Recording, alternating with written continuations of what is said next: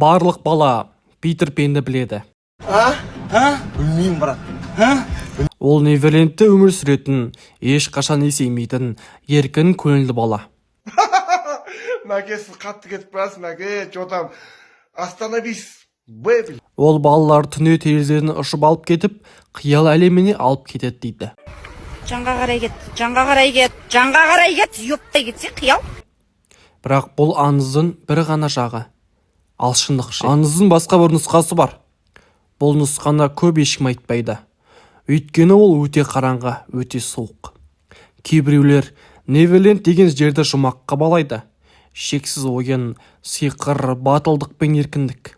Бірақ осы жерге бір рет келген балалар ешқашан қайта оралмайды. Олар сонда қалады дейді бәрі. Бірақ шын мәнінде олар жоғалады. Сәлем достар, сіздермен бірге Сұлтан арнасында. Достар, ең бірінші арнаға жазылып, лайк басып кетіңіз. Өзіңізбен бірге бір шай алып, печенье алып, осы видеороликті көріңіз. Егер тамақ ішіп жатсаңыз, ас болсын.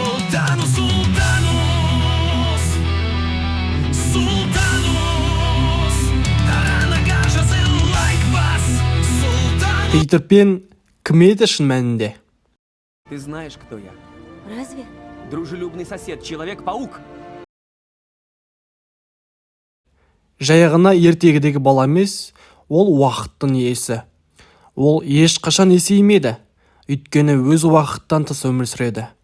Неверленд уақыттың ұмыт болған жері, ал Питер сол жердің күзетшісі. Бірақ уақытта бір заң бар. Ешкім мәңгі бала болып қала алмайды. Ал Питер осы заңды бұзған. Сол себепті Неверлендке барған әрбір бала өзінің уақытын Питерге беру керек. Ол өз мәңгілігін жалғастырады. Ал балалар біртіндеп ұмытылады. Жоғалған балалар кімдер? Ертегілерде жоғалған балалар деп аталады. Бірақ шындығында олар жоғалған емес, олар құрбан болған.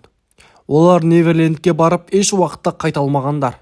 Олар Питердің мәңгілігі үшін төленген баға. Бірнеше ғасыр бұрын Уэнди есімді қыз шындықта түсінді. Ол Питермен алғаш келіскенде оның көзіндегі қуаныштың ар жағында бір суық, бос, қатыгез көзқарасы байқапты.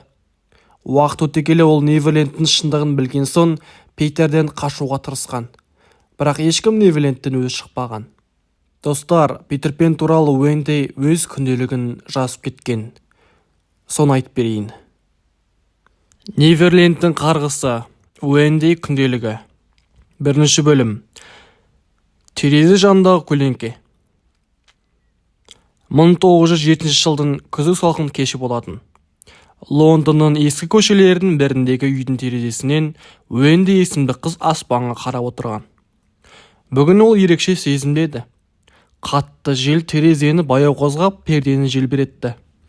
Қыздың жүрегі біртүрлі толқып тұрды. Сол сәтте терезеден бір көлеңке көрінді. Ол бала болатын. Көзінде қуаныш, күлкі, бірақ тым терең көзқарас. Ересек адамдыкіндей суықтық бар еді. Мен Питер Пенмін, деді ол. Ұшуға дайынсың ба? Уэнди ештеңе сұрамастан басын изеді. Кенет ол өзінің төсегінде емес, көкте ұшып бар жатқанын сезді. Қасында Питер, ал артына қараса, оның екі інісі де соңынан еріп келе жатыр. Алғашқы күн Неверленд. Неверленд шын мәнінде керемет жер еді.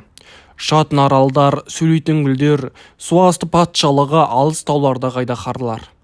Балалар мұнда ойнады, күлді. Питермен бірге ертегі өмір сүрді. Бірақ бір нәрсе мазалаушы еді. Уақыт жоқ еді. Күн шықпайтын, түн бітпейтін, аспан мәңгі бозғылт. Сағаттар жұмыс істемейді. Айнаға қарасы сызба бұлдырап тұрады. Уэнди күн өткен сайын қорқыныш сезімін батып бара жатты. Бір күн ол Питерден сұрады. Мұнда уақыт неге жүрмейді? Питер жайғына күліп жауап берді. Бізге уақыттың қажет жоқ. Біз бала болып қала береміз. Бірақ сол сәтте Уэнди Питердің көлеңкесіне қарап қалды. Көлеңке қимылдап тұрды. Тіпті Питерден бөлек қозғалды. Ал көлеңкенің көзі, оның көзі бар еді. Жоғалғандардың сыбыры. Уэнди орманға жалғыз шыққанда құлаған ескі ағаштың түбінен сынған айнаны тауып алды. Айнаның ар жағында бір жазу көрінді.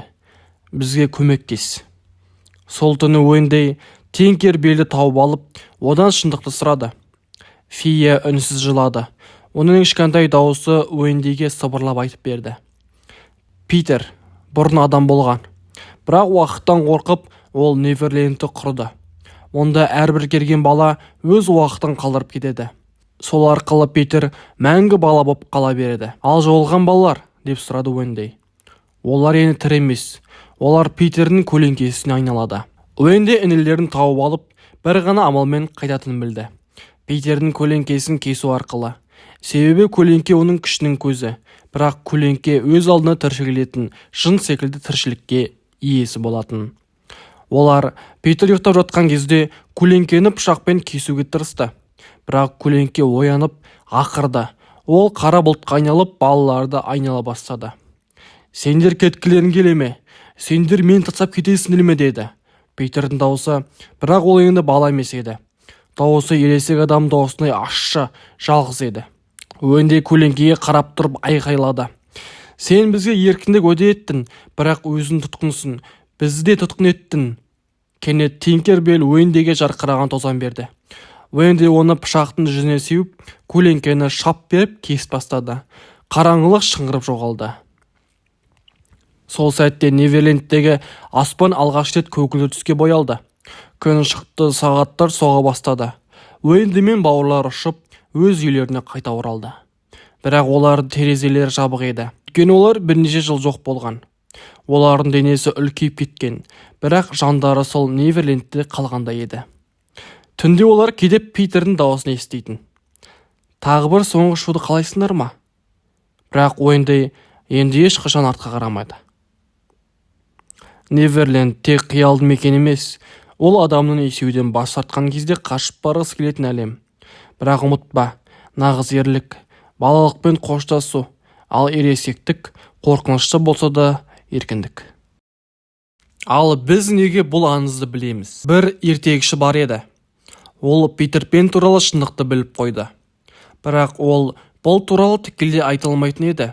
Себебі Питер оны табар еді. Сол себепті ол бұл шындықты ертегі етіп жазды. Әр сөз, әр кейіпкер шындықтан бір үзінді. Бірақ оны тек байқамбаздар ғана түсінеді. Питер Пен балалық шақтың символы ғана емес, ол біз есеюден қорыққан кезде пайда болатын көлеңке.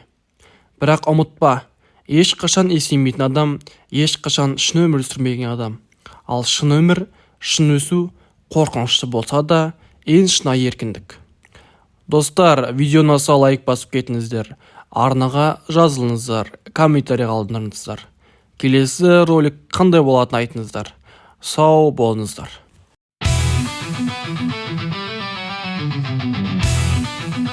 So